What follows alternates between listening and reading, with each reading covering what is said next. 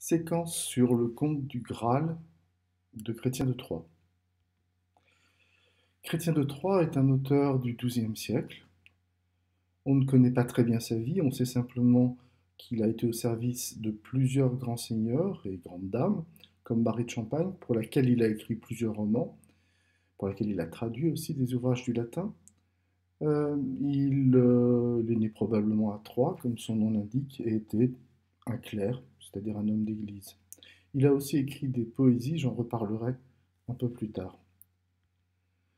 On le considère généralement comme le créateur du genre roman. Alors, qu'est-ce que le roman à son époque? Eh bien, c'est une langue. C'est la langue vulgaire, la langue que parle le peuple, et les nobles d'ailleurs, par opposition au latin, le latin qui est la langue des savants, des lettrés. Le roman, donc, est l'ancien français, d'une certaine façon. Et ça a donné son nom après au genre que l'on appelle le roman. Le roman prend sa place dans la civilisation de ce qu'on pourrait appeler la courtoisie.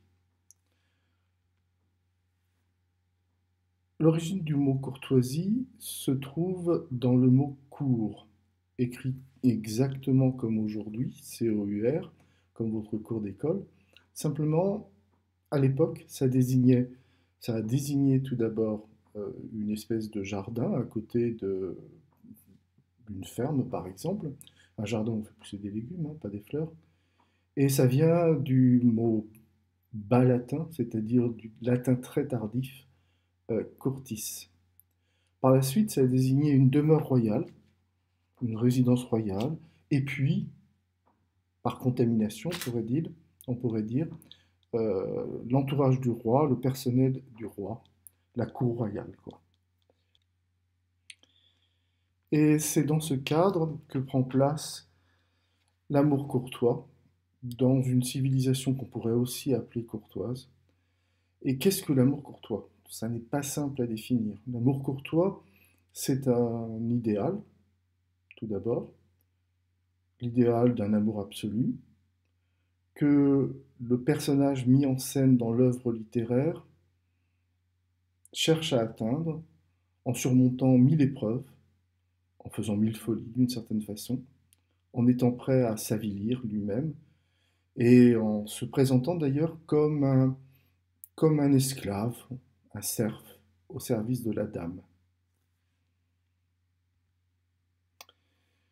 Les troubadours et les trouvères ont été les vecteurs de cet amour courtois.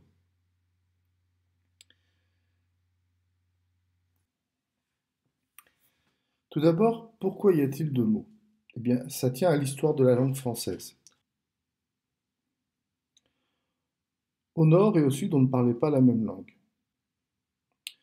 En fait, la langue était différente dès qu'on s'éloignait de quelques dizaines de kilomètres. C'était une transmission orale, donc autant dire que les variations étaient énormes. Au nord, on parlait ce qu'on appelle la langue d'Oïl.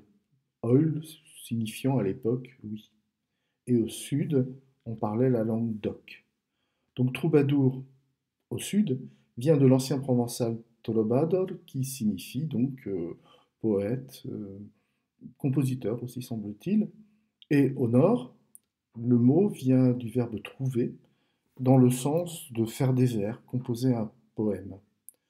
Les troubadours et les trouvères étaient généralement de noble extraction, de noble naissance. Le premier, par exemple, était Guillaume d'Aquitaine. Guillaume d'Aquitaine était duc d'Aquitaine, comte de Poitiers, un des plus puissants seigneurs du royaume. On pense généralement, même si tout le monde n'est pas d'accord, qu'il a été influencé par la poésie arabo-andalouse, c'est-à-dire la poésie qui était pratiquée dans l'Espagne musulmane. Par la suite, d'autres grands seigneurs sont devenus poètes, ou des seigneurs tout simplement.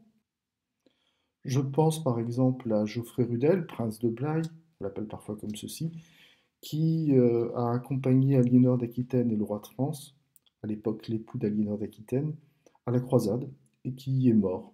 Il y serait allé, mais ça c'est la légende, par amour pour la comtesse d'Antioche, qu'il ne connaissait pas évidemment, mais dont il avait entendu parler. Alors comment la poésie courtoise est-elle passée du sud, où elle est née, au nord? Eh bien en fait, il faut déjà se représenter la France à l'époque. La France ne ressemble pas du tout à ce qu'elle est aujourd'hui, c'est un pays qui est très fragmenté. Le domaine du roi de France ne sont pas très importants, les grands seigneurs sont très puissants, officiellement ils sont les vassaux du roi de France, dans la pratique ils sont quasiment indépendants. Il y a une politique évidemment de mariage qui est menée entre les différents grands seigneurs et le roi de France pour créer des alliances, conforter des territoires, renforcer les familles puissantes déjà. Par exemple, Aliénor d'Aquitaine, la petite fille du troubadour dont je vous ai parlé, a épousé tout d'abord le roi de France, dont elle a eu deux filles, des fils aussi, mais qui sont morts. Une de ses filles a épousé un comte de Champagne, très puissant seigneur lui aussi.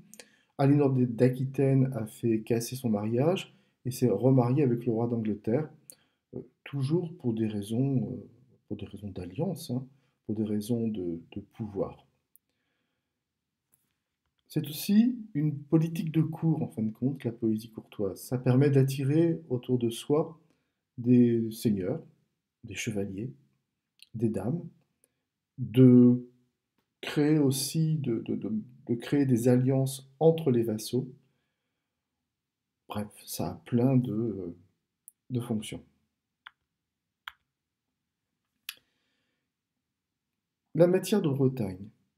Perceval est inspiré par cette matière de Bretagne, c'est-à-dire des légendes qui viennent de pays celtiques et particulièrement de la Cornouaille anglaise, par exemple, ou de la Petite Bretagne, la Bretagne française. Le premier à l'avoir vraiment exploité, c'est Chrétien de Troyes, avec plusieurs romans. La plupart des romans tournent autour de la cour du roi Arthur, roi légendaire très probablement, et les héros en sont des chevaliers ou des personnes de la famille de ce roi. Marie de France donc exploitera aussi cette veine, ce filon, et il y aura des continuataires dans toute l'Europe, y compris en Allemagne par exemple ou en Italie. Et maintenant au travail.